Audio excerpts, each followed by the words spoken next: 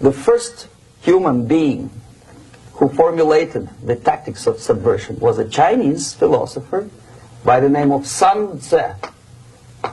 And he said, after long meditation, that to implement state policy in a warlike manner, it's the most counterproductive, barbaric, and inefficient to fight on a battlefield. You know that war is continuation of state policy, right? So if you want successfully to implement your state policy, and you start fighting, this is the most idiotic way to do it.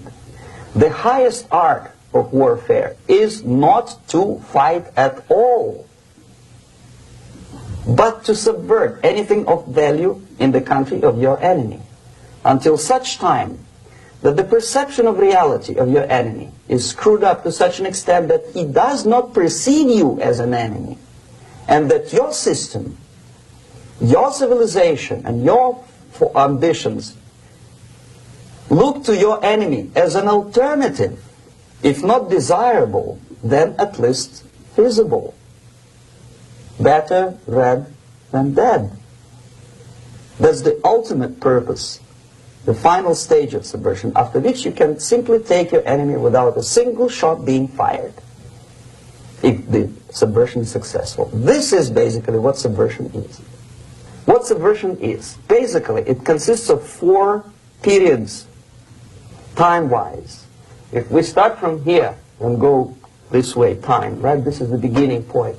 The first stage of subversion is the process which is called, basically, demoralization. It says for itself what it is. It takes from, say, 15 to 20 years to demoralize a society. Why 15 or 20 years? This is the time sufficient to educate one generation of students or children. One generation, one lifetime span of a person, a human being, which is dedicated to study, to shaping up the outlook, ideology, personality. No more, no less. Usually it takes from 15 to 20 years. What it includes? It includes influencing, or by various methods, infiltration, propaganda methods, direct contacts, doesn't really matter. I will describe them later. Of various areas where public opinion is formulated or shaped. Religion, educational system, social life, administration, law enforcement system. Sometimes when I describe all the methods, students ask me question, are you sure this is the result of the Soviet influence?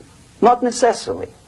You see, the tactic of subversion, about which I'm talking, is similar to the martial art, the Japanese martial art. If some of you are familiar with that tactic, probably you will remember that if an enemy is bigger and heavier than yourself, it would be very painful to resist his direct strike. If a heavier person wants to strike me in the face, it would be very naive and counterproductive to stop his blow. The Chinese and Japanese judo art tells us what to do. First to avoid the strike, then to grab the fist and continue his movement in the direction where it was before, right? Until the enemy crashes in the wall. You see? So, what happens here? The target country obviously does something wrong. If it's a free democratic society, there are many different movements within the society.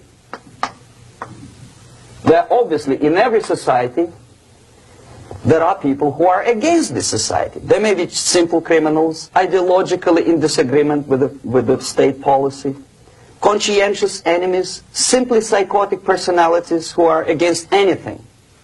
Right? And finally, there are a small group of agents of a foreign nation, bought, subverted, recruited. Right? The moment all these movements will be directed in one direction, right? This is the time to catch that movement and to continue it until the movement forces the whole society into collapse, into crisis, right? So that's exactly the martial art tactic. We don't stop an enemy. We let him go. We help him to go in the direction we want them to go. Okay? These are the areas of application of subversion. What it means exactly. In case of religion, destroy it, ridicule it, replace it with various sects, cults, which bring people's attention, faith, whether it is naive, primitive, doesn't really matter. As long as the basically accepted religious dogma is being slowly eroded and taken away from the supreme purpose of religion, to keep people in touch with the supreme being, that serves the purpose. Therefore, replace it, accepted, respected religious organizations with fake organizations. Distract people's attention from the real faith and attract them to various different faiths. Education. Distract them from learning something which is constructive, pragmatic, efficient. Instead of mathematics, physics, foreign languages, chemistry, teach them history of urban warfare, natural food, home economy, your sexuality, anything, as long as it takes you away. Okay? Social life. Replace traditionally established institutions and organizations with fake organizations. Take away the initiative from people. Take away the responsibility from naturally established links between individuals, group of individuals, and society at large, and replace them with artificially, bureaucratically controlled bodies.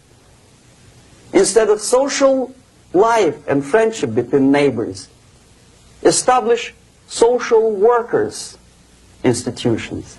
People who are on payroll of whom? Society? No. Bureaucracy.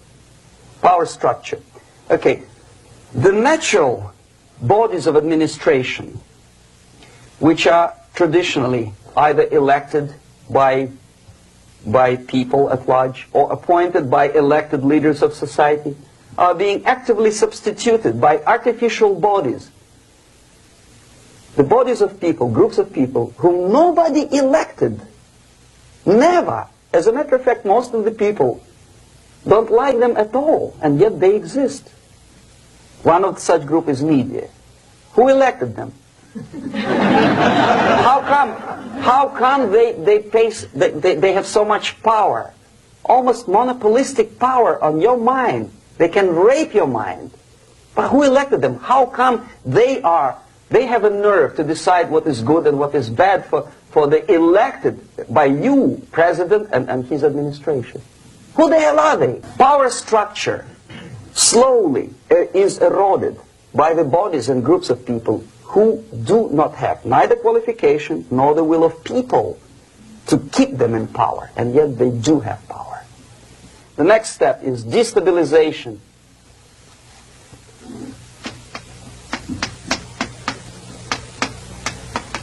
Again, this word says for itself what it is. To destabilize all the relations, all the accepted institutions and organizations in a country of your enemy. How you do it?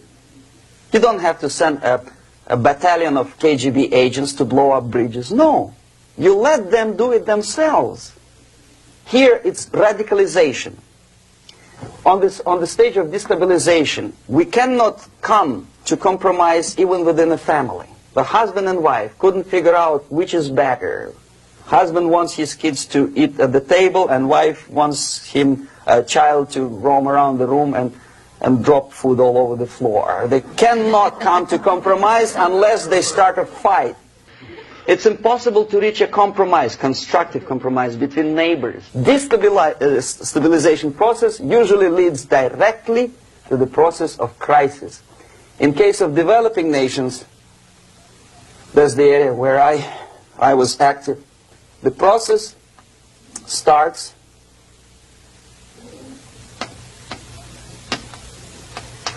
when the legitimate bodies of power, the social structure collapse, it cannot function anymore.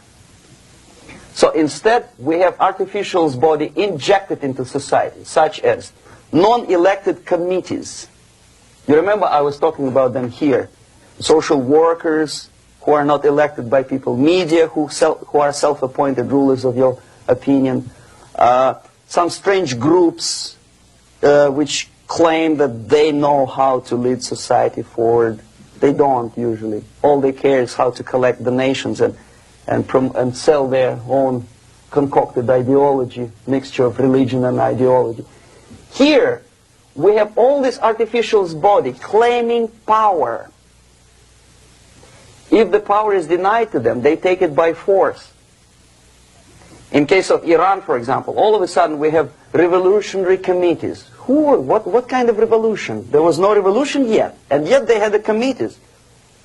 They were taking power of judgment. They had the power of execution, they had the power of legislation, and that they had the power of judicial. All of them combined in one person, who is half-baked intellectual, sometimes graduated from Harvard University or Berkeley. He comes back to his country and he thinks that he knows the answer to all the social, economical problems. Okay? Crisis is when society cannot function any more productively. It collapses, obviously. That's the word for crisis. Could be stopped right here, both as an expert and as an import. And that takes one step, one very important thing to do. You don't have to expel all the KGB agents from Washington, D.C. The most difficult and at the same time the simplest answer to the subversion is to start it here and even before,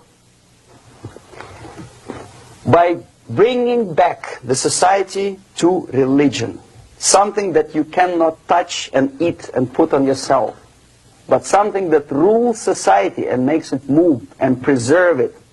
So the answer to ideological subversion, strangely enough, is very simple. You don't have to shoot people, you don't have to aim missiles